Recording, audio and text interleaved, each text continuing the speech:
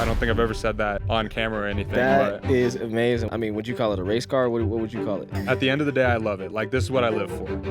But What challenges have you faced with the car? I said, okay, 3 months. It's got to be done. I want to make it to SEMA.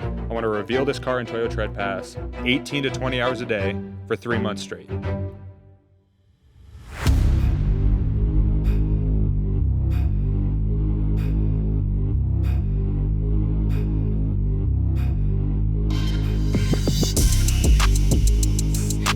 We are back live and in action. Thank you guys for joining us today for another Slush Motorsports podcast.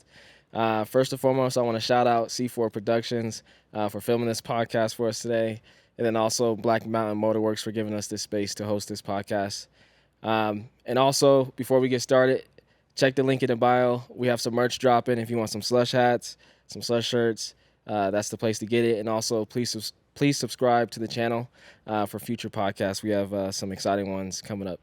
So, as you know, my name is Phil, and I have my co-host here, PJ. What's up? And today we have another very special guest. There's a lot of things I can say about this person because he does everything at a very, very high level.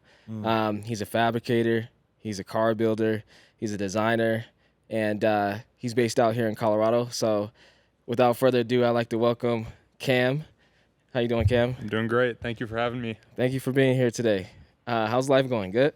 It's been going good. I just revealed the E30 at SEMA in Toyo Tread Pass. That's right. And that went pretty much as well as it could possibly go. It was received crazy well, but that project was like, it was a push. Yeah, I seen it all over the internet. I was like, dang, this is crazy. But before we even get there, like, you consider yourself a car enthusiast? I do, okay. 100%. What is a car enthusiast to you? Honestly, somebody that just enjoys cars. Like, it doesn't really matter how you enjoy cars. You could be somebody that just loves factory vehicles and how they come and just enjoys them on a daily basis. You could be somebody that is lightly modifying them and driving them around, or you could be somebody like me that is just obliterating the whole car, building the whole car, putting a different engine in it, and just basically building a kit car from scratch. It's all like same love for cars, just from different. Sense. Yeah, it comes like in all different types of levels and forms. Like, I feel like there's car enthusiasts out there that don't even know that they're car enthusiasts yet, until someone passes on that. Which that was me. That experience. Yeah. Like I was until I was about 16, I was not into cars actually. Oh, wow. Okay. Yeah, so go ahead and tell us about your upbringing. Like, how did you even get into cars? What were you doing before cars? Yeah. Like, who was Cam? Yeah, so when I was younger, I rode, like, pro scooters and BMX. And I loved doing that. I was, like, sponsored. I did it professionally for a while. What? Really? Yeah. That's awesome. And what was that? I hate to cut you off, but that's, like, super dope to hear because I feel like it's an unknown thing within the car culture that that's actually pretty common. Super that people common. come from like scootering or like skateboarding and bike riding because when we were growing up, we were skateboarding. We did it all. We used to play the BMX game, the Tony Hawk stuff. Like, definitely enjoyed that. So, and then I think like Adam LZ, he was BMX. Yeah. And then there's Tanner Fox. What was Tanner Fox doing? So it's like it kind of goes hand in hand. Oh, so 100%. I can see, but. Go ahead. But yeah, so I was doing that, and I really wanted to, like, everything I've done, I like to do it at, like, a really high level. So, like, the scootering thing, the BMX thing, I'd train at that every single day, and I learned how to, like, develop this mindset of just, like, bettering myself, bettering the skill, and then trying to turn it into something, like getting partners, getting companies to send me places and compete with it. And the love of that started with that, like the pursuit of perfection, you know? So was this in high school? Yeah, pretty much from the time I was like 10 years old up until I was about like, let's say 15, I was doing it like that. Right. So that was like your sport. Like you did that outside of school. Like you was putting time into that. Traveling all over the place, all day, every day. Wow. Yeah, that makes sense. You got to, in reality, you really do got to get started young. And like, obviously, when we get through this podcast, people will see exactly how successful you are and how high level you do things. Get started young, man. I don't think everyone knows. How old are you? Let's start off with that. Like, I'm 23 years old. This guy, man. 23 years old. So, dang, 23 years old? What? I thought you were like way older than that. That's crazy. Yeah, you done a lot of stuff then for being 23. That's awesome. Yeah. It's cool. Like, it seems like, to me, it's with the exposure that you're getting, it seems like you're like one of the leaders of the new school. Like, So it's good to see Thank like you. what For you're sure. doing out here, man. For sure. And For sure. it looks good, man. Looks Thank good on you. you. You're doing your thing. You have your own persona, and I Yeah. love it, man. So Thank you. what made you so bold to go and get those sponsorships? Like, what was that process like? Like, why did you pursue it at such like a deep level? Were you like pursuing school the same way, or was this Yeah. like okay? Yeah, 100%. So like I was always like wanted to better myself in school, do the best I physically could. My goal for like high school was to get an associate's degree before I graduated. So that was a whole other thing. Dang. I ended up getting 3 associate's degrees before I graduated high school. I don't think I've ever said that on camera or anything. That is amazing. What were the 3? Associates of Art, Associates of Science, and a general associate's degree. Nice. Dang. Yeah. So I was doing the BMX and scooter thing. I was doing the school thing, and then about the time like when the wide body FRS bagged thing kind of popped up, I was like about 15. I was like, oh, this is so cool. Like these cars just look cool. And at the same time, I was like in honors art. Like the one associate's degrees was art. And I would always like love drawing and painting. And I ended up like saving up my money. I bought the 86. At 16. I was 17 at that point. That's still Yeah. Okay. So I bought this 86, and I just immediately started doing stuff to it, like wide bodied it, bagged it, like 3-piece wheels, and just I was like, I just want that. Like I want to make that happen, and then it just kind of You knew exactly what you wanted. Yeah. What was the inspiration? Like, did you see the car online? Did you see it in person? Like, I really just liked the way it looked from the wide body like bagged perspective. That I liked the art of that, and the way people were modifying that platform, like the kind of GT86 FRS platform, was different than what they were doing with any other platform at the time. yeah. And so I didn't Yeah. even know a lot about Subaru, Yeah. but the GT86 was actually one of the first cars I was looking about buying when I had the opportunity to buy a car because I don't know, it just looked sick. And then I was looking up videos from like Matt Farah, you know, the smoking tire. He had this like supercharged 300 horsepower, super like the FRS, I always get it mixed, the BRZ. They're pretty all much the the same same. thing. Yeah. Yeah. So that's where I learned more about those cars. So that was the first car that you ended up getting. Yeah. And then how did you get all the money to do this at 17? I was always really into building stuff. So for a while I was building like skate ramps.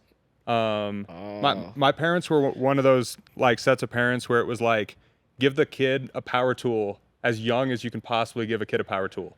So like I was out here with like jigsaws and like circular saws at like freaking 12 years old, you know? Yeah. And my dad had done a couple projects with me. I started building the skate ramps.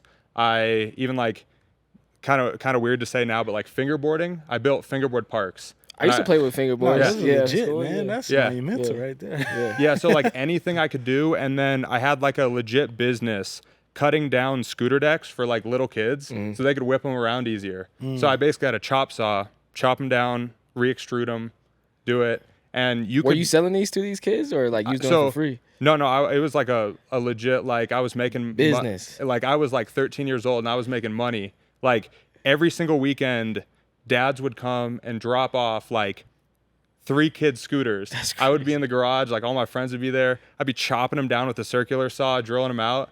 And it'd be like, okay, you made $150 on the weekend, but you're 13 years old. That's plenty. Yeah. That's And- plenty. Yeah. And yeah, my parents were like, we're never going to buy you a car. So like, you need to figure that out. What? So Okay. I was always from a way younger age, like I need to make money for whatever car it is. Right. Right. Yeah. So you Yeah. had that mindset already ready Yeah. to go, like what you had to do in the future. Yeah.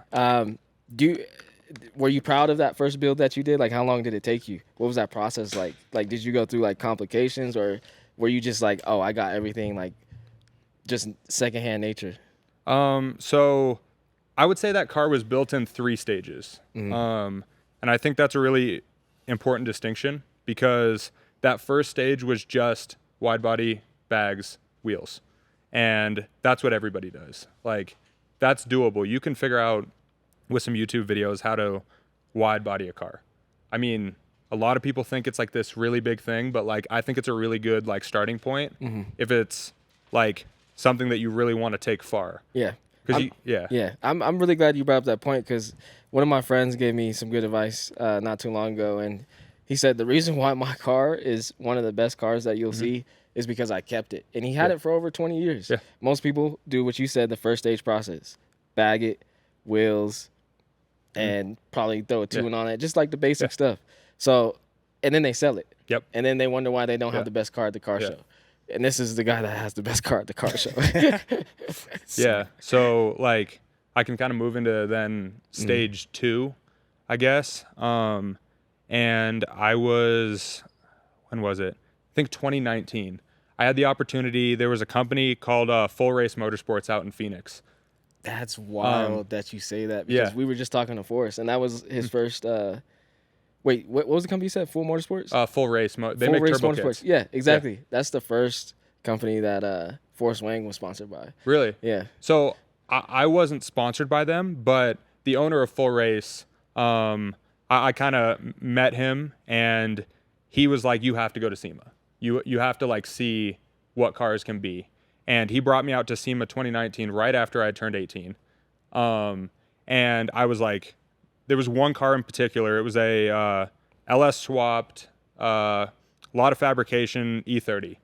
And I was like, this is the coolest thing I've ever seen. Like, this person took this way further than I could have ever imagined. And obviously, and then the Battle of the Builders competition. I was like, wow, like people are like legit like competing in this like a sport. Right. Yeah. And trying to be the best at it and trying to like find everything to just like refine it.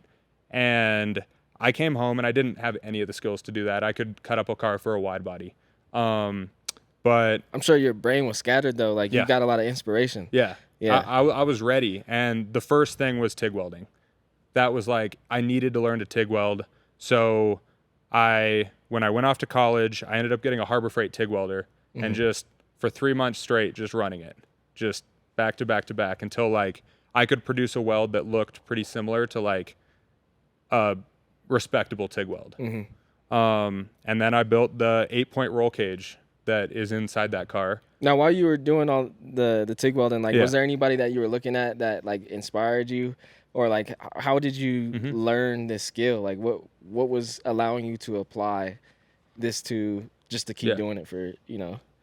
So like luckily on the roll cage stuff and the TIG welding, there's a lot of YouTube videos on that. And then just a lot of trial and error. You can look up the YouTube videos on the settings of the machines, what the weld should look like, ways to kind of get around issues that you're having. And then like there's a million like 8-point roll cage design videos, and just using those two things for reference, that completed stage 2, which is wide body, bags, wheels, crazy 8-point roll cage with a stripped interior.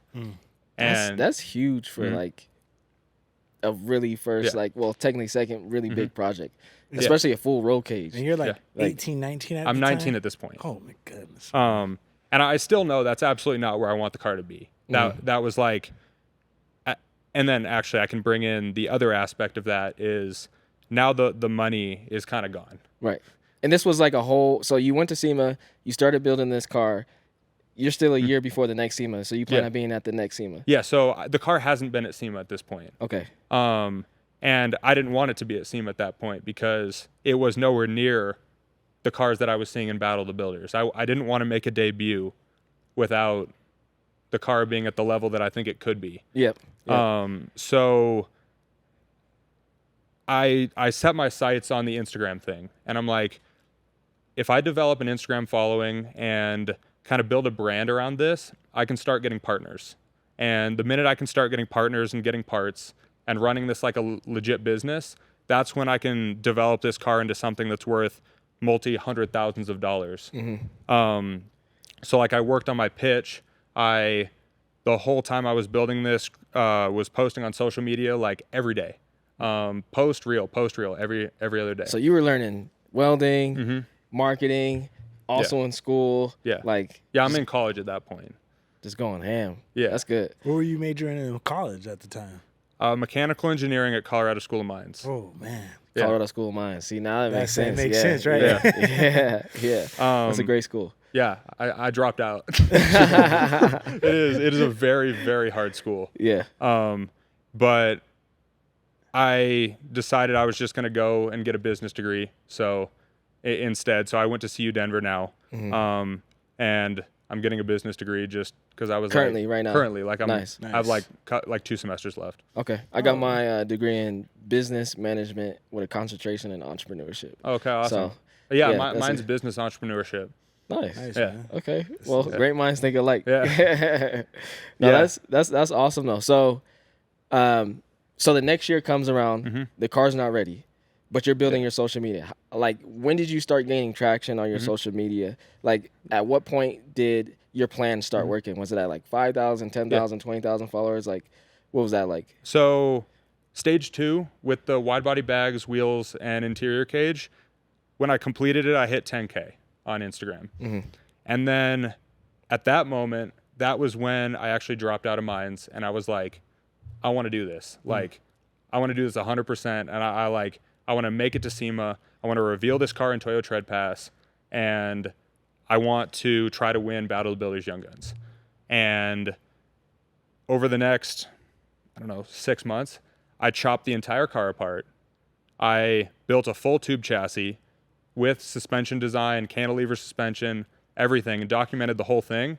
And in that 6-month period, it went from 10K to 140K. Wow. Yeah. Because you documented the whole process. Yes. And how much time are we talking? We talking like 5 months, 6 months? Like 5 months. Yeah. Wow. Yeah. Wow. And that was the plan. That's how you knew it was working too. Like, and no one's doing that still to your level. Like, and what do you got now? Like almost 200K, right? Yeah. Yeah. I stopped pushing, I would say, on the trying to build followers thing. Right. But yes, at that time, because I couldn't actually buy the parts on my own, the important thing was get it over 100K with just the tube chassis, because I could buy the metal. Like, I bought all the metal to build the tube chassis, but I have basically a completed tube chassis. The car is ready for an engine and ready to be done. I just have not a single part.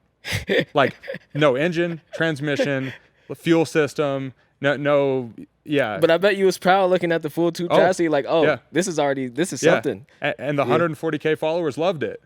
But that costs money to keep going. Yeah. It does, yeah. This episode is brought to you by Endless Garage, opening spring 2025. Endless Garage is where luxury cars, high-performance maintenance, and premium vehicle storage come together. Discover Club Endless, an exclusive space for car enthusiasts, and indulge in the unforgettable Driven Steakhouse. Endless Garage isn't just a place, it's an experience. Visit endlessgarage.com to learn more. Link below. So luckily, the other part of the plan started panning out, and slowly but surely over the next couple months, all of the proposals that I had sent to all of these companies started working, and it was like, okay, I have Toyo tires now. I have Haltech now. That's huge. I have Radium now. I have, like, you keep going down the list, and there's just all these companies that like I'm gonna be forever grateful to, because they gave me such a big chance on a 19-year-old kid to build. Like, I'd never built anything and completed it at this level, and they were willing to like help me out and believe in me. And when you say help you out, like, to what extent do they help you out? I mean, like, I'm not going to go into like exact details, but they're making it possible. Like parts or some maybe compensation in some form. Yeah, so it's a mix of all that stuff. Yeah, a mix of all that stuff. But would you? I on my own, that car would be a bunch of junkyard parts, and it would be built the same way, and it would have been built with quality. But every part on it would have been from a junkyard. I can tell you that. Right. It would have been a junkyard block. It would have been junkyard ECUs, junkyard everything. And what I ended up with was the same level of work that I thought I could deliver, but the best parts from every avenue, like best engine control, best fuel system, best engine, best everything. And then, just finalizing everything just at the top level. Like, I know Matt had said, like, my pursuit of perfection is almost like too far. I can see it just by having the conversation with you. Like, I see exactly what he's talking about now. And like, I've seen it like of course, like visually on the internet and in person, but like now hearing you speak and how much you care about, you know, what you do, like I got a lot of respect for that. So I think that speaks volumes. It's cool to see it like translate from like BMX scooter to school to, you know, what you're doing now, fabricating, designing, doing everything. So it's like you just carried it all the way through, man. Like it was already in you, it sounds like. Oh, for sure. Always. For sure. That's legit, man. So then, like, when you think, like, we spoke about what a car enthusiast, right? So for any new car enthusiast that gets into the car scene and they want to, you know, be successful in car culture and go, you know, full on out like you did, would you recommend them to take the same route that you did, or? Yeah, I mean, if that's what you want to do, like, we're all human. I'm probably the best example because I didn't come from a family that knew cars. I had never done an oil change before I purchased that car. So you don't have to have this like family that owns a shop with a load of knowledge from birth to like build something like this. Like all the knowledge is out there, and there's so many people, like even just on the internet, like if you approach them in the right way, like a lot of my success with the very like once I reached a certain level was relationships huge. And the people on social media, like famous trophy truck builders that are the best TIG welders in the world. Like I could only reach a certain level of knowledge without 10 more years of experience, but phrasing the right question and just sending them a DM and like making it like seem like I'm really sincere on this and I really want to better myself. They're like, these are the settings you need to use. This is the cup you need to use. This is what you need to do. And then instantly your welds are 6 years better, you know? Yeah, you got to take initiative. And that's like a big piece of car culture that people don't realize is we're always a culture that shares information because we all chase the same thing in a sense. Like it's important that we share with each other so we can all keep growing. So that's actually really good to hear that people are even still continuing to do that. But it is up to you to take that initiative. Like with the Slush Motorsports Festival, what I love about it is like you get the opportunity to network. So when I first learned about drifting, I actually went up to someone I didn't even know at all, and I was like, yo, your car is dope. Like, can you tell me all about drifting? And then the person ended up giving me a ride-along.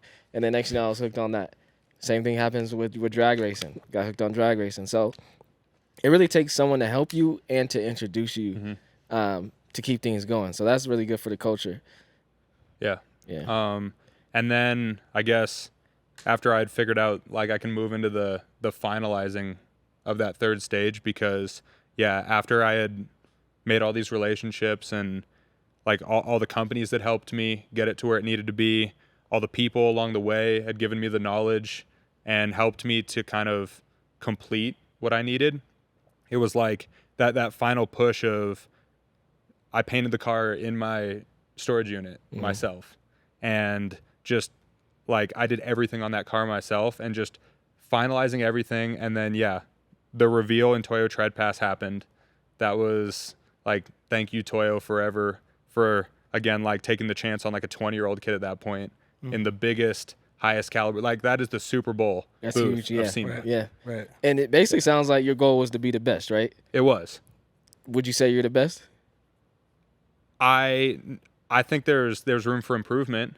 I think my second car is proof that at that point there was room for improvement. And I know on my third car, there's still room for improvement. And there's people out there that can do it better than me. So maybe someday. So, and the first car, do you think you were like rookie of the year? Like you were like one of the ones? I mean, so like the Battle of the Builders Young Guns I just want to say, I think you're one of the best. So thank you. But go ahead. Thank you. I try to be. Yeah. I got second in Battle of the Builders Young Guns, which like my goal was to reveal and tread pass, have everybody be like, who is this kid? Like, where is he coming from? He's got all these companies alongside of him, and then win Young Guns. It didn't go that way. It was like kind of a letdown, and it definitely like hit me. I was like, wow. And it wasn't necessarily like that the car wasn't good enough. It just was that I hadn't been around long enough, and I didn't know enough people. And that was a hit. And I was like, oh, yeah. Okay, so my debut wasn't perfect, but I was like, this was this is everything I needed. Right. Like now I have a portfolio. I have a fan base of people that are so excited to see what I'm creating on a daily basis. I got companies that are with me and will be with me for my whole career. And I'm like, I just got to keep going. Like I got to figure this out. I got to find enough money to build another project, to build a third, you know. So like realistically, what does it cost to build a full on, I mean, would you call it a race car? What would you call it? I think they're works of art. Okay. I mean, they're functional in like if you took the bags off of them, especially my E30, which we can get more into the E30 kind of later in this, but they're very functional race cars. Like they're designed in a way that like the 86 could be a functional drift car. It has an angle kit. The E30 could be a functional time attack car. But it's all art. Like every aspect of it, whether you look at the engine bay or the outside of the car, will have one element that stands out, sort of like an art piece, where like you want to create balance, you want to create cohesion, and I was always, the art is what drove it. The perfection is what came next. And try to build this piece of art and then have every little thing like just draw you in further. Like you see the header, you're like, wow. Then you really get to the inside of the car and you're like, oh wow, all this bead roll work, this TIG welding, this fabric. You The just details. Yeah, the details. Yeah. The details are very important. That's what makes it Yeah, art versus yeah. a race car in my. That makes sense. Yeah. Yeah. So when it comes to, okay, let's talk about your E30 Yeah, build. say we gotta Okay. get into E30, man. When it came to the E30, what was if you can give us a quick process of what was step one all the way down Okay. to the last step? Like, how did you break it down? How did you get to the final product? So the E30, just like overall, the goal was to just be better in every way. And the first one, because a tube chassis is the basis of every car I build, the 86 was 80% tube chassis. It had some of the frame rail on the inside of the car left. So I wanted to do a full space frame, which is a chassis that doesn't need any body. The body can come off, and it is its own structure, and none of the car is left. So instead of doing it the way I did on the 86, which is like chopping little pieces off and like retubing it, I just basically built this table that had hub jigs holding suspension up, and then I just designed an entire body, like chassis and suspension design from scratch, like in thin air, essentially. Wow. Do you draw it out, or you just go? Well, so you definitely an artist, like at his finest, like to the fullest. Like, so it's a combination of like I have ideas on what I want the suspension design and geometry to be, and then I work with FDF Race Shop, like they make the angle kits, right?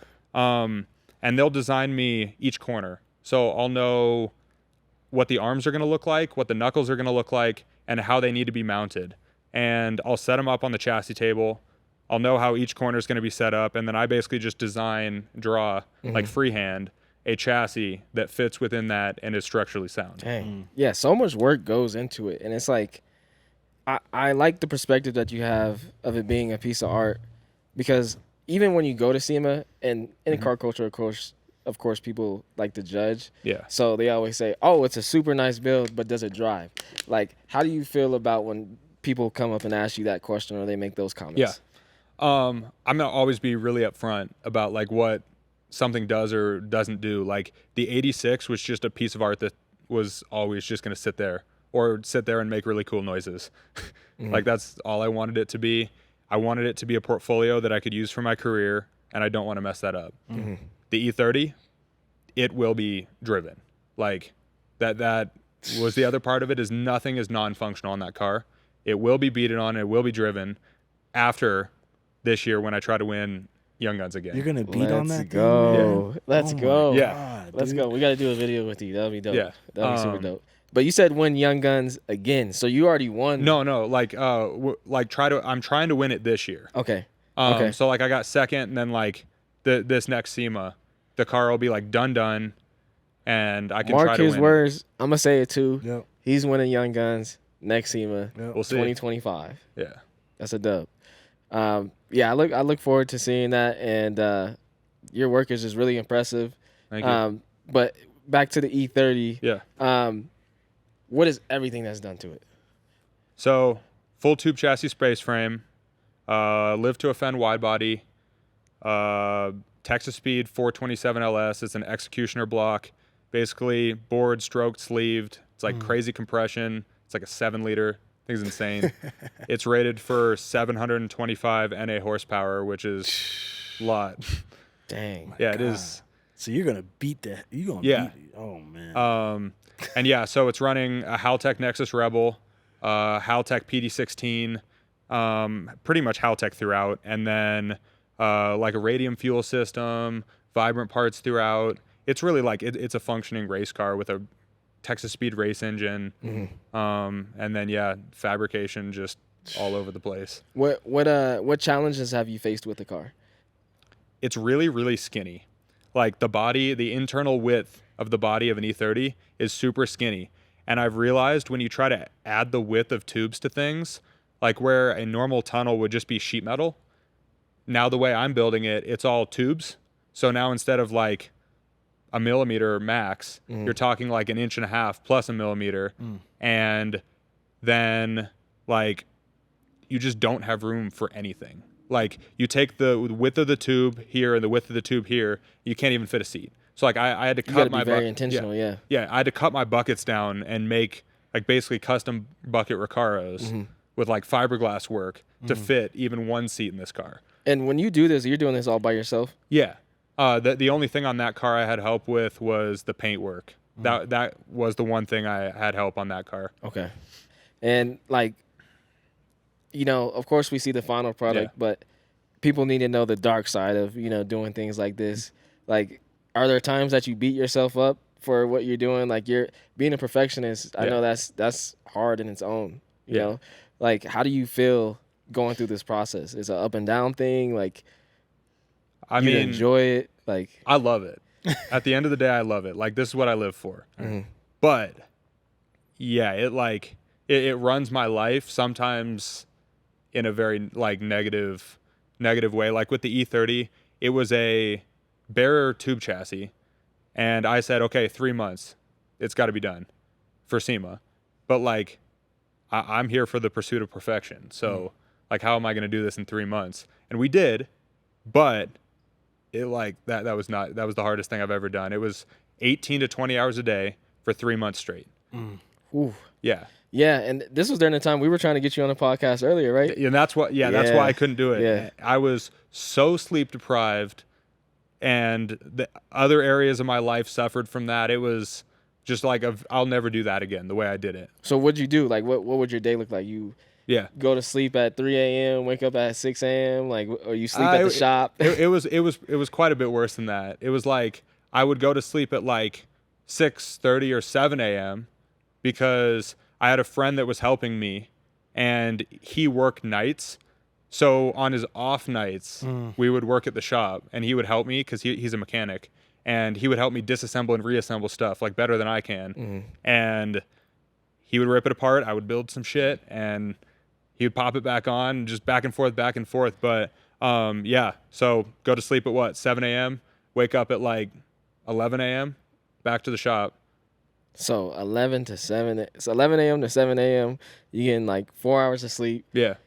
Are you eating 3 meals a day? Nah, I mean, like 2 if it's good, but we had a grill at the shop. That's good. So we were just grilling at the shop. And you were in school too. No, I took that semester off. Okay. So that I do that. That's dedication though. You wanted to win, bro. Like No, that's legit. That's dope. Yeah, I do that back and forth where I like I took the semester off to finish the 86. And then I took this last semester off to finish the E30. So which one are you more proud of?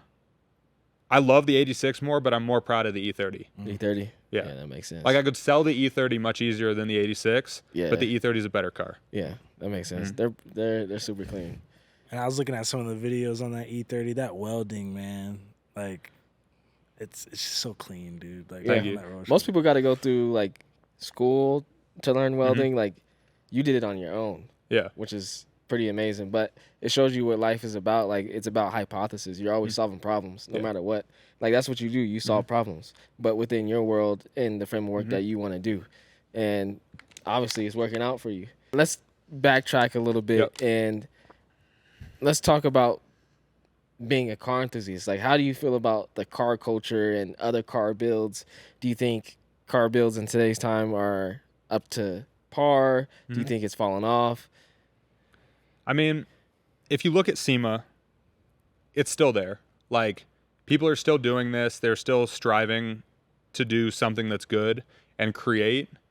But I can say, like, people are definitely in it for just, like, instant reward. Like Matt was talking about, it was like people don't want to put 5,000 hours into something. Like I know that is an unreasonable number. That's about what I'm putting in per car. But it just seems like people are unwilling to even put in like 100 hours into something, or like have a goal for a project and say, like, for a year I'm going to do this much. I'm not going to sleep this much. I'm like, there's always a way, and I feel like that's kind of falling out, where it's just, there's so many excuses, there's so many like I can't do it because of this, I can't do it because of this, like there's not information on this. There's information on everything, Right. and there's people that are willing to help you on everything, and you just got to be like dedicated and want it.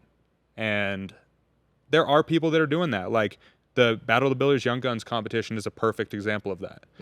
I love that competition every year. Like this year I wasn't even in it, but going and like talking to everybody, like I'll follow every single one of those people and like talk to them like a couple times a year, because I'm like, you guys are doing something here, you're creating something, You relate with them, like you can understand what they're actually doing. Yeah, and I love that. Yeah, that makes sense. When it comes to builds and fabrication, what are some of the pet peeves that you see that people do? Not being symmetrical, like tube work that's really unsymmetrical, like on a tube chassis, where somebody will have like a bar that comes in one way and then it's like degrees off on the other side, and bead rolls that like aren't clean, dimple dies that aren't evenly spaced, like, and then welds that aren't completed. Like if you look at like the tops of roll cages, a lot of people don't weld the top.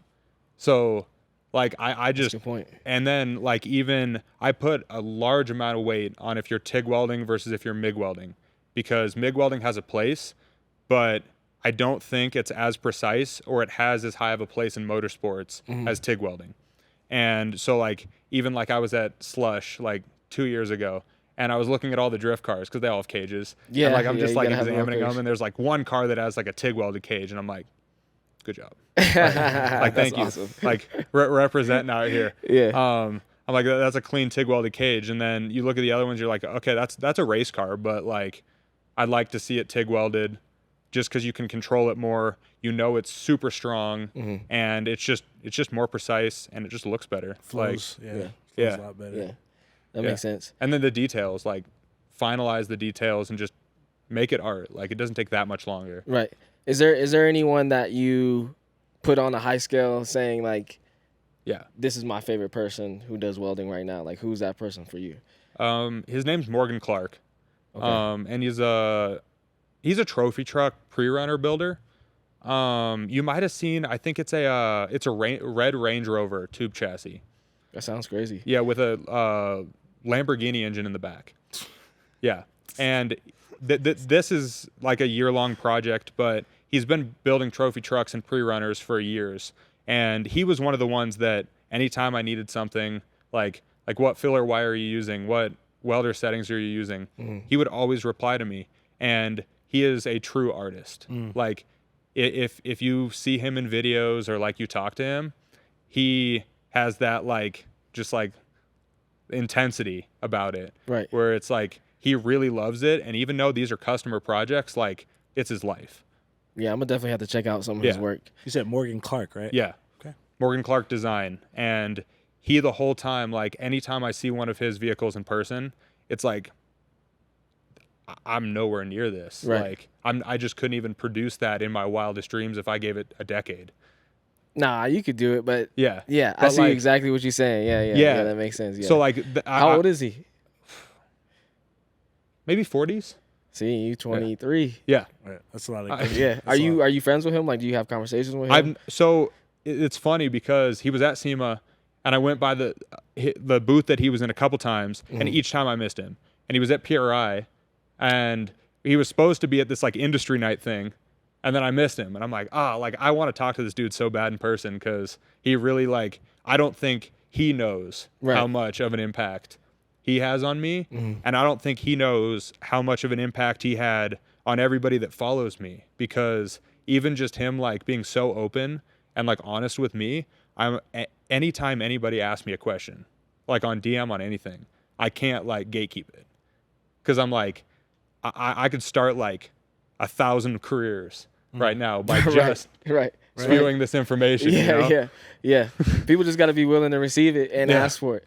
But that's good. Some people do like to gatekeep and hold the information. I mean, when you look at the drag racing world or the straight line racing world in general, a lot of people don't like to tell their secrets because that's it. They compete with each other, but just like you compete, like when you do your show at SEMA. But they do it in a sense of like, oh, if I give you information, you're going to beat me.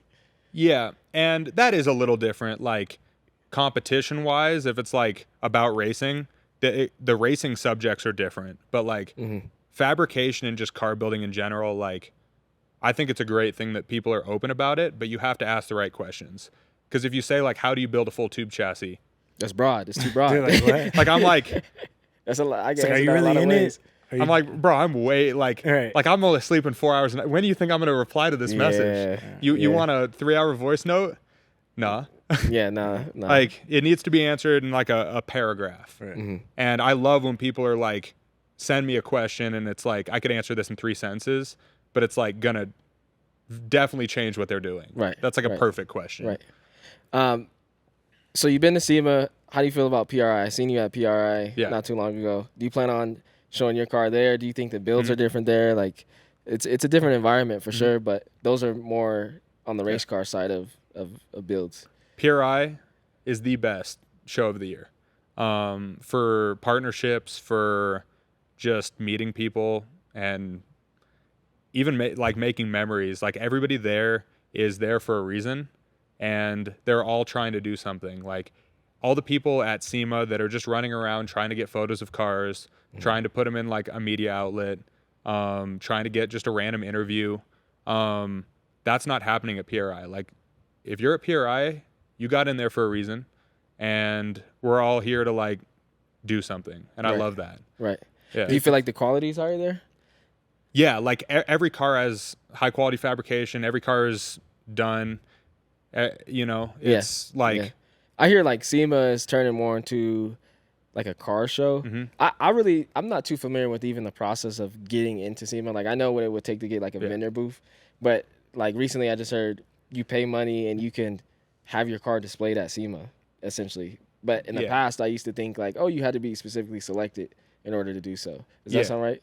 I mean, you can pay to get in now, but for an outdoor spot, which is like, if you just live in Vegas, you can just go walk around and look at those cars. So it's not like in SEMA. I don't really count that as the same, but it is really hard to get a booth spot. You got to have like a bunch of partners, and you got to have a partner that really wants your car. Right. We're going to pause this podcast briefly just to talk about one of our sponsors, Your Carbon Source. You want carbon fiber? Your Carbon Source. You want to have lightweight material? Your Carbon Source. Doesn't matter what you got. You can have a Porsche, Lamborghini, Ferrari, Audi, BMW. Your Carbon Source is the place to go. Check them out at yourcarbonsource.com. And you got to keep your car there, how long? Like, what's the process for you when you go to SEMA? Oh, that's the other thing, is getting it in and getting it out is horrible. Like, SEMA is 100% the most stressful, just the load in, load out thing. Yeah, that's what I hear. Yeah. Usually, if it's in a normal booth, you're loading in on sometimes even Saturday, and SEMA starts on Tuesday. And you get in this trailer line, you just wait around for hours. You basically just wait in your car, and they find you with a golf cart. And they come bring you in. Get the 10 of you in line, and then they pull you into your spot. But I can't say it's very well like organized, like for the amount of cars they're moving and organizing. It's organized, but super stressful. Yeah. Yeah. I can imagine like having that many people around your car. Like, does that make you paranoid while you're having your car there for X amount of days, 5 days? I don't care. Like, honestly. Yeah. like I built them. I could build them again. Like part of the fun is people enjoying the art. It's like if there's been a couple kids that just like get so excited over the car and they're like, "Can I sit in it?" I'm like, "Sure, sit in it."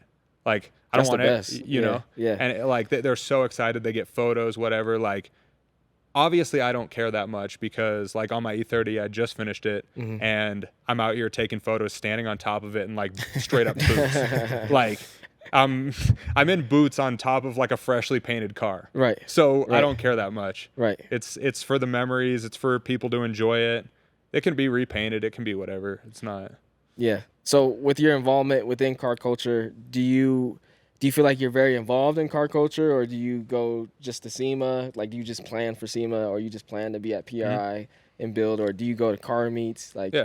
like how involved do you feel like you are in car culture? I feel like I'm pretty involved. It's definitely a balance between like continuing to build and not getting too lost in it. But like I judge Peaked.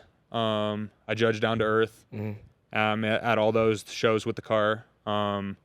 I've been to Slush a couple times. And I go all around the country like with either of the car for pretty much all major shows. Like the 86 won Best of Show at WECFest San Jose last year. Nice. And yeah, I'll go everywhere. I love it. That's good. And technically, you've been in car culture now for like, what, 6-7 years? Yeah. 16 and 23? Yeah. You said it's 15, right? 15, 16 is when you got Yeah, into I it? like 17 when I got the car. So yeah. Right. Do you feel like you noticed a change within car culture from the time you started to where it is now? Like, do you like where it's headed? I can't really say like I know the difference because I don't think I was really in car culture until like my debut, like which was 3 years ago at SEMA. I was always that kid that was just in the shop, just grinding away, And just learning. Yeah. learning, trying to build something, create something, and bring something to this world. And then the car thing came with it, and I saw everybody that helped me, and I wanted to do that same thing and be that person. But in that time, I've loved being a part of like judging Peaked and judging Down to Earth because everybody's like, wow, it's so well judged now. Like I feel so like you. Yeah, you're a qualified person to judge.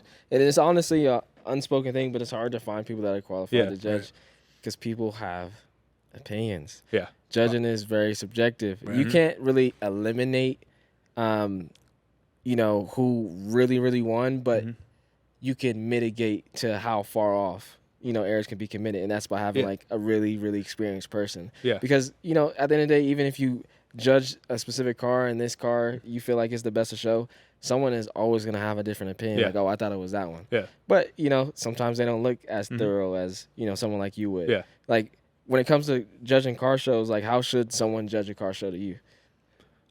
So there's two parts of it that are important. I'm more focused on the modification side and what's done to the car. I don't really care what car it started as. And I think that's a much more fair way to judge a car show.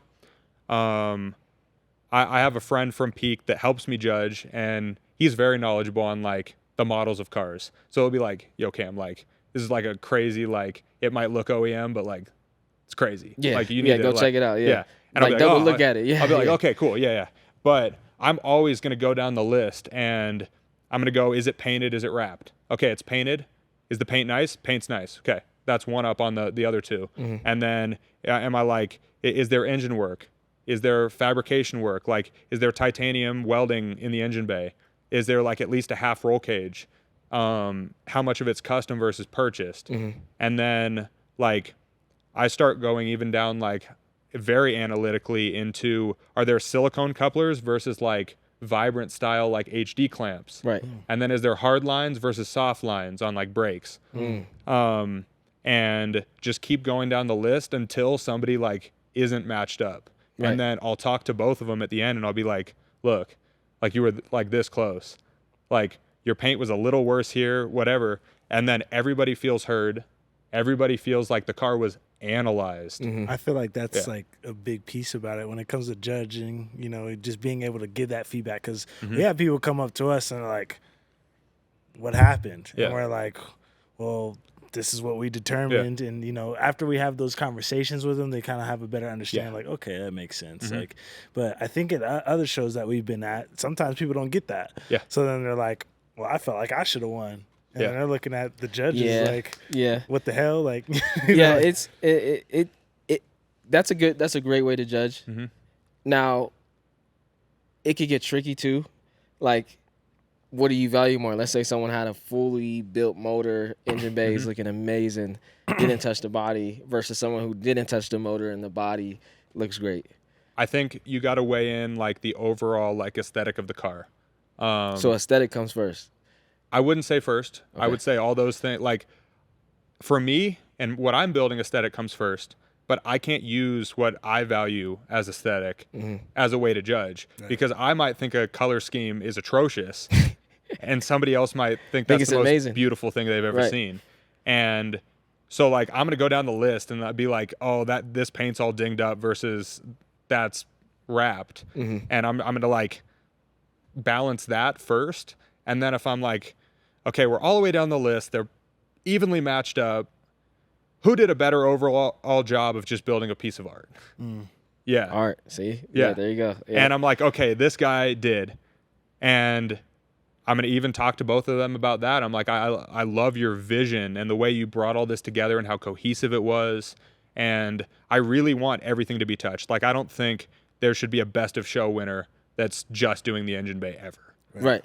Exactly. Like, yeah. It can be stock body, but the body needs to have like a duckbill molded in and like carbon and everything done to it. And then, so do you think there's a huge difference between someone who builds a street car versus someone who has a track car? Because both can technically enter into a car show, go for the same award, let's say best of show. One's a track car and one's a street car. Two different approaches to building a car. They could have touched everything, but it's a different like way of going about it. Yeah. Do you think that's hard to judge? Like, how would you separate those two? I don't think it's that hard to judge. I wouldn't pick one over the other. I'm gonna go like, okay, this car has a stripped interior. Is it done well? This car has a fully like upholstered interior. Like, I'm actually never gonna put like a fully upholstered interior above a stripped interior. Like, they could be even if they're done well. But it's really like how it's done. Like, are they still like upholstering pieces and like, is there still carbon covers and fabrication on the stripped interior? Or is it just a stripped interior with a dashboard? Right. Because that's going to be a very different story. Right. That makes sense. Yeah. And then like, when you think of static versus bag, which one is more impressive? I neither. Like, E30 is bagged, right?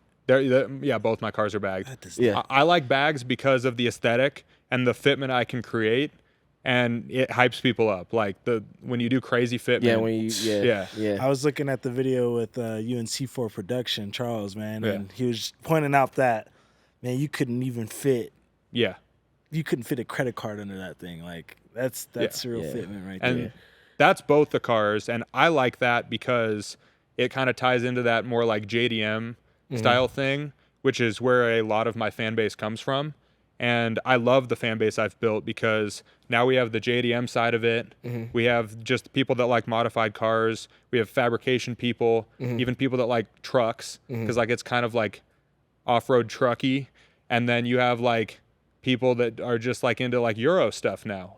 Right. And that's really cool. But at a car show, if it's a crazy static build and the fenders aren't baconed up and it's done really well and the fitment is crazy, that's sick. Like, I might say it's better. Right. Because it's probably a little bit more challenging to get it, like, just right. Yeah, that makes sense. Since you brought up JDM, and you got to pick one of the two. Okay. JDM or muscle cars? JDM. Why? I think it's just there's more style in it. Like, the aesthetic is just different. Like, muscle car is just, like, big, make as much power as possible, try to put it to the ground in a straight line. JDM is like the whole culture is like something. And even like Euro cars, like I love the Euro culture too. And I love like Ferraris and like Italian cars. Like, that's a cool culture. Like, I just like culture. and like You feel like JDM has like Yeah. a better culture surrounding it versus Yeah. muscle. But then I put Yeah. all the muscle car parts on In the both car, cars. yeah. So yeah, like you have like 4 to 8.8 rear ends and GM transmissions and GM LSs and So would you say muscle cars are more quality built out the factory? they're simpler. They're more universal. Yeah. They're very modular.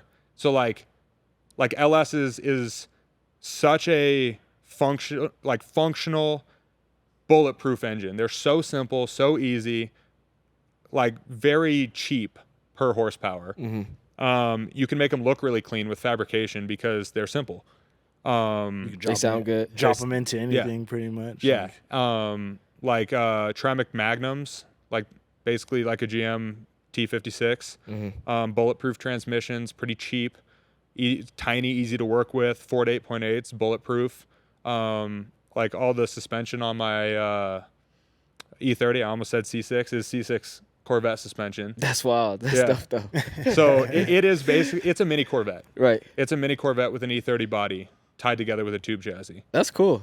I like Yeah. that perspective on that. So if you had a top JDM manufacturer versus kind of more like domestic, what is the top JDM manufacturer to you right now? Dude, I don't even know.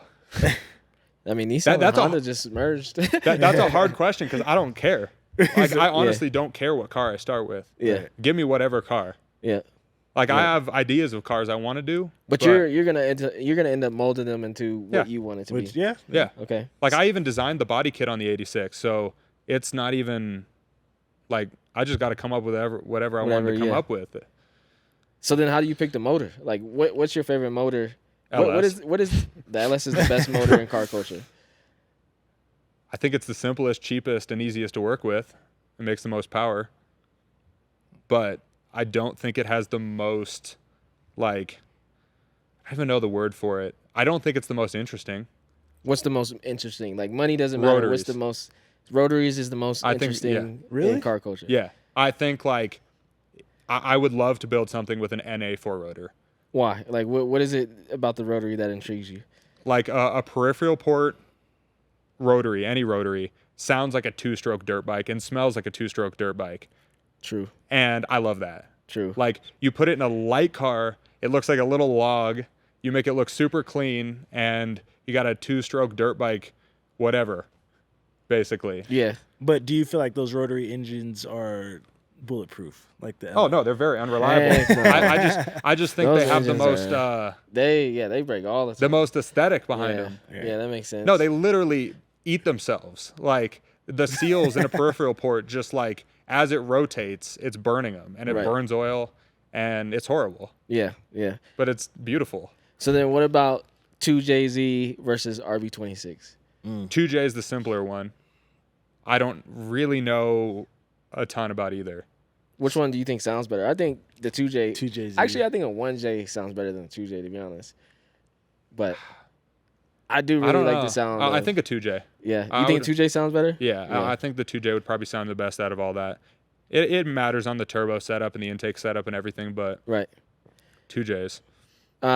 Being so good at fabrication as well, Mm-hmm. do supercars impress you? Do exotic cars impress you? I would love to take a supercar body Just and do chop something with chop it up and do something That with would be it. sick. Yeah. Yeah, that's got to be the goal down the line. Yeah, Like, it is. That'll be dope. I'm scheming on something right now. I'd love if I can make it happen. I can't say what car. I can I- guess, I though. can You're s- probably thinking of Ferrari, huh? Eh. Yeah. The see? old. Yeah, yeah. Yeah.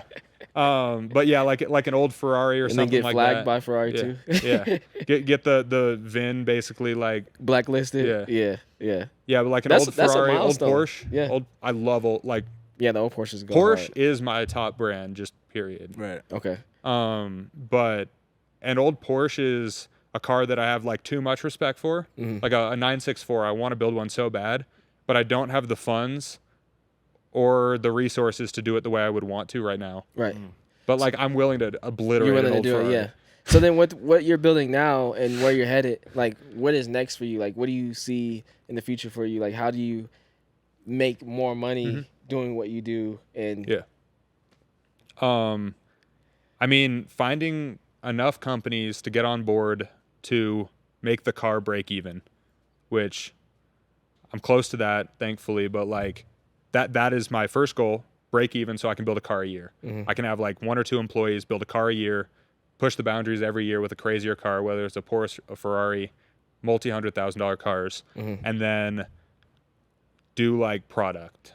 Like for every car, like by 86, I think it would be really cool to do like bolt-in cantilever rear ends for different cars, because that was a very like critical point of that car that blew me up. And then like there's a couple things on the E30 that people really like were drawn to, and I could turn those into products, sell them, and then even just like streetwear. Like so a shop is in the future for you, basically. But just building my cars. I never want to build customer cars. I was gonna ask you. I was like, so if I hit you up one day, I'm like, yo, I got this idea. Can you help me build it? I can't pay you to build a car. It'd have to be the right project. Okay. If I don't want to do like roll cages. Like I've worked so hard to build this kind of image around my work and like what I'm trying to build, that I want to only build these like crazy concept cars. So it's like if somebody came to me and was per se like, I want to do this old Ferrari tube chassis race car thing, you're basically gonna respond and say, hope you have an unlimited budget. Yeah, I'm like, okay, let's get on a Zoom call right now. Like, let's get some people on board. Let's get an engineer on board. I got 2 people to help me. I can do it in like a year and a half, but you're gonna have to give me like $650,000. Ooh, yeah. Because my 86 is worth $500,000. The E30 is worth almost that much. Jeez. So like those projects are huge dollar projects if you were just gonna do them on your own. Would you ever sell the E30? Yeah, I'd sell the E30. I just never sell the 86. How much would you sell the E30 for? Minimum? Like absolute minimum? Yeah. Like $350,000. $350,000? Yeah. That'd buy me out of parts and labor. Labor, like light labor. It wouldn't buy me out of like labor on what it's actually worth. Like I would take a loss on labor. What was the highest offer you got? That's gangster to be able to even say that. $350,000 for an E30. Crazy, like, dang. Like you done some work for sure. Yeah. If you just add up the cost of the parts though, you're over 150 in parts. I mean, so it's like you wasn't even going to sleep most of the night. So I get it. You was putting it's like my life. In. Yeah. Like that is like, it sucked the life out of a human for 2 years. Yeah. That's what that amount of money is worth. $350,000. What was the highest offer you gotten so far, if you don't mind me asking? I haven't really gotten any offers on the E30. I was wondering if like people at SEMA just ever come up and offer you like, hey, how much are you selling this for? Definitely on the 86 that happened. Yeah. But which I got an offer like in a similar range to that for the 86, which is even more surprising. Are you taking sponsors for your SEMA build still? Like if someone wants to sponsor what you got going on? Oh yeah, like next? yeah, if anybody wants to come on board for like say like a year-long program, the cars are still traveling, like they can still have liveries. Yeah. Okay. Well, we're gonna put a Slush livery on that thing. Yeah. No, I'm just kidding. That'd Slide me some money and let's make it happen. That's gonna be $350,000. $350,000. That's crazy. No, that's dope though. So, if you don't mind me, my bad, man.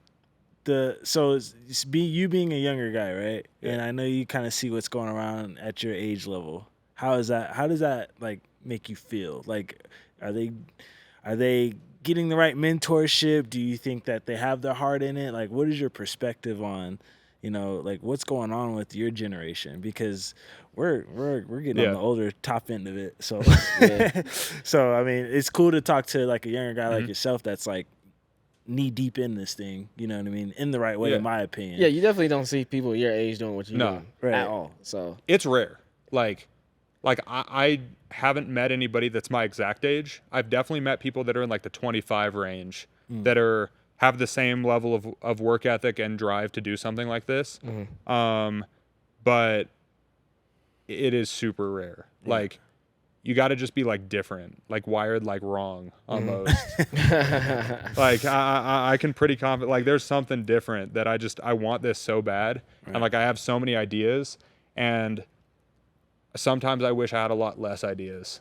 Like because it could become too much to handle. And it is too like on you a daily basis. You got to go through the process. You got all these ideas, but you got to go through the process. I mean, it's just consuming. Like I would hope there's not like thousands of people out there just like me just because it's like, bro, it's hard to deal with. Like, I don't want to be working 20 hours a day all the time to build cars. They're just cars at the end of the day, but for some reason, it's like that perfection is just drives me. Right. You put your heart in it, man. Yeah. Yes. Yeah, I think you should start like a YouTube. That would be smart. I think that would be really dope for you. I will watch it. Yeah. Charles said you should start one. Yeah, you should definitely start a YouTube. I know. Or like, I don't know, Gas Monkey Garage, they build cars. You could do some sort of concept like that because no one is doing what you're doing. Yeah, there's a lot of avenues. I won't say no one specifically is doing what you're doing, but there's not a lot of people doing what you're doing. And no one's building an E30 like you've built an E30. Thank you. But I hope one day, you start liking muscle cars more, and I can see you Oh, build, I'm totally open like to muscle cars. Lincoln Continental. It's on the list. I need you to build Lincoln Continental for Yeah. real? crazy. Oh, 65. You seen the Lincoln Continental out here in Colorado? Yeah, Masters. But Yeah. That thing is. The funny story about that car. Did you weld? He asked me. I was the first place that he asked me, and I was like, I'm trying to do this on my own. I didn't know he was trying to take it where he took it, and I was like, dude, I can't. And now it's like one of the craziest I'm cars. like imagine if like I built my two cars and I had built that car. I know. Like- What do you think about that car? Like, you had the chance to look at it. What do you think about that Lincoln Continental? I think it's beautifully done. Like beautifully done. The fabrication work like is amazing. It's very well thought out. The setup on it is very functional. Like he rips that thing. Mm-hmm. Yeah, and he drives it like crazy. Yeah. And that's like technically a $500,000 car, if not more. That one's worth quite a bit more than that. Yeah. Because he more? Way more. Yeah, way more. That, yeah. 65, dude. Yeah. No, not because the car is worth money. Car don't matter. It's the effort. It's like the fab. The fab. Because if you pay a shop, like that's where it gets tricky and people don't understand. And it's like 800 to 1,000 horsepower too, or something like that. Yeah. So like you take the parts on a project like that, and you're in like I kind of know the specs on. He's also partnered with Texas Speed, and his engine is way crazier than mine, like on every single level. But if you just added the parts on a project like that, you're like over $200,000. And then you think about the fact that these shops, like I think there's like 5 shops that have been involved in that project. Yeah, that's what I've been seeing too, because it's been a process that took like 3 years, if I'm not mistaken. And like I'm putting 5,000 hours into one of my cars. Right. And that car has more fab work than mine. So I would put it somewhere in the like 7,000 hour range. And there's no way that anybody's on a skilled fabrication like that charging less than like $80 an hour, 85 an hour. Yeah. So you can do the math. Yeah, that's a lot of money. 7,000 times 85. And every time I ask him about the car, he's like, "It's still not even finished. Wait till you see what I got next." And I'm like, "Dang, you could just keep going and going and going." No, it's gonna be $1 million Lincoln Continental easy. Yeah. And it's not because the Lincoln Continental is worth anything. Yeah. You could eliminate that and it's still gonna be worth $1 million. Yeah, that car's amazing. Yeah. I definitely recommend people to see it if they haven't seen it. Yeah. Like, shout out to Masters. That's an incredible build. He had the Huracan at first and he got rid of it, and then now I see why, because that's a whole project on a whole nother level. Hey, he was at our meet turning heads, man. Yeah. Left and right. Like he did some things with that thing. Yeah. Bro. Would you bring the E30 out to a slush meet? Festival. Definitely. Festival. Would you bring the E30 out to a slush meet? Yeah, I'll bring both of them out. Okay, so 2025 we're gonna have the E30. Yeah. You're gonna have the 86 out. Mm-hmm. Okay. I'm gonna try to get a bigger trailer this year so I can get both. And you're gonna enter the car show, the Slush Car Show, the Motorsports Festival. They'll be there. I probably wouldn't enter the car show. Oh, if your car is gonna be there, you gotta enter the car show. Okay then. You definitely gotta enter the car show. Well, then again, right? Because like he's a certified judge, man. Yeah, no, I'm way more into the like judging thing. Like I like being part of the culture. Would you want to judge at a slush event? Yeah, sure. Okay, we'll have a conversation. Yeah, but we'll see about it. I honestly don't like the cars like unless it's like a massive car show where it's just gonna be like some crazy stuff. Like, yeah, I want to not think I'm gonna win. Well, like, have you ever competed against John, the S13.5? Yeah. That thing's clean. Yeah. He touched everything on that too. He did. Yeah. I love judging that car. It's that car's yeah. But he plans on coming. So I think you should. people would just love to see it anyways. But definitely bring it out. Yeah. Let us know, and we'll do what we can for you. Before we end this podcast, I always ask, what is one piece of advice you would give any car enthusiast in car culture? So, like, I think it's really important to just understand that everybody starts from the same spot in life, and all of this can be learned, and don't underestimate yourself and what you can do with like hard work and work ethic. And you might be in a different spot from somebody else, but just start learning, start creating, like whatever you can do at that moment, even if it's woodwork. Like I started with woodworking. Do that, get better at building, just learn skills and better yourself and get yourself to the point that you can achieve the goals that you have. Because if you have that belief in yourself that you can do something, you probably can. Just like don't let anybody else like destroy that, because it's definitely possible. That was beautiful. Yeah. Keyword: start, but also stay consistent. Yeah. Man, Cam Keep is going. 23, guys. Life is about hypothesis. This guy's figuring stuff out along the way. Like you heard it firsthand right here. Like life is about hypothesis. If this is related to this, then blank will happen. That's what you think. You have an idea. Yeah. I can make this. You made it happen. Now you at SEMA. You going to win this year, 2025. Hopefully. Got second place last year. I'm going to be there this year. Check out your car. And just want to say thank you so much for joining the podcast today. Yeah. I definitely want to have you back on in the future. Absolutely. Maybe we'll get another fabricator on here and we could pick both of you guys' brains. That'd be awesome. But thank you so much. And if you have any questions, like he said, I'm sure you can reach out to Cam. Absolutely. I'm always here. DM me.